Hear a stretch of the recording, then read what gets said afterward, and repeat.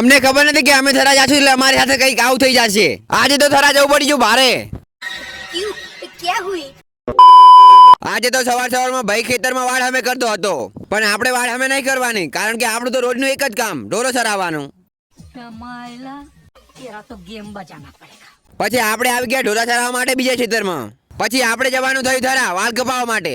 એટલે આપણે થઈ ગયા થરા જવા માટે તૈયાર, અને રેડિયા ભાઈબંધ પણ તૈયાર જ છે.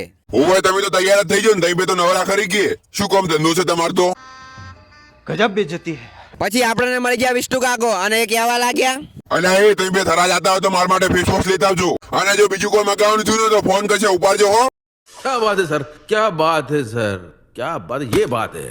પછી આપણે આવી ગયા મહાકાળી સ્ટુડિયો થરામાં, કારણ કે આપણી ઇન્સ્ટા આઈડી માટે એક જોરદાર ડીપી બનાવવાની છે. એટલે પછી અમે વિચારવા લાગ્યા કે કેવા પ્રકારની ડીપી બનાવીએ. हाँ ये समस्या है रे, क्या बोलने का. પછી આપણી ડીપી બનાવવાનું કામકાજ ચાલુ થઈ ગયું, અને ખબર નહીં કેવો બનશે. જેવો બનશે ઇન્સ્ટાની ડીપીમાં જોવા મળશે.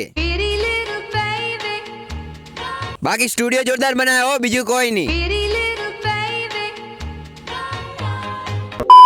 પછી અમે બે ભાઈબંધ આવી ગયા મોલમાં રખડવા માટે, અને આજે તો મોલમાં બોલાઈ નાખો બાકાજી કી. બીજું કોઈ નહીં, બહાર ગરમી લાગતી હતી ને એટલે અંદર એસી થી હવા ખાવા માટે આવી ગયા છે.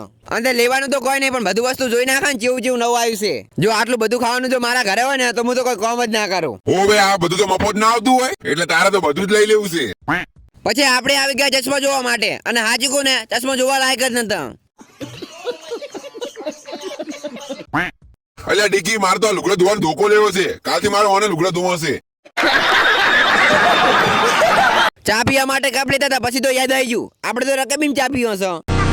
લ્યો દિવાળી આવે છે એટલે તમે પણ ચોકલેટ ખાઈ લો, અને જો વધારે જોતી હોય તો 5 કિલો મોકલાવો મારા વાલા.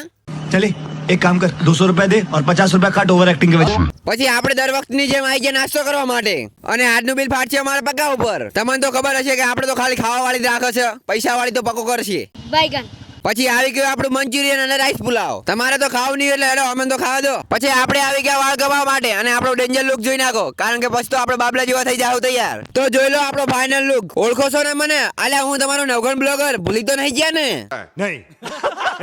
होवे दादी बनो दिन अमी ना भूलो हो. અને આ બાજુ મળી જાય આપણને ભોણો ભાઈ, અને જો આવતો જ પેલા ફોનમાં. बाबू मैं निन्नी कर लूं. અને થરામાં થઈ ગયો ટ્રાફિક જામ, પણ અમે તો પાકા છીએ, બીજી ગલીમાંથી નીકળી જાશું. પછી આપણે થઈ ગયા ઘર તરફ રવાના, પણ આપણું ઘોડું તરસ્યું થઈ ગયું એટલે એને પાઈ નાખ્યું પોણી. પછી ઘરે આવીને ચાનો કોડો ચડાઈને આપણે લાગી ગયા આપણા ધંધે. પછી રાત્રે જોવા લાગ્યા પિક્ચર. અને હા, જેને ફોલો નું બટન દેખાતું હોય દબાઈ નાખજો. અને બસ લો, આજ માટે આટલું જ. મળીએ આપણે કાલના નવા બ્લોગ ની અંદર.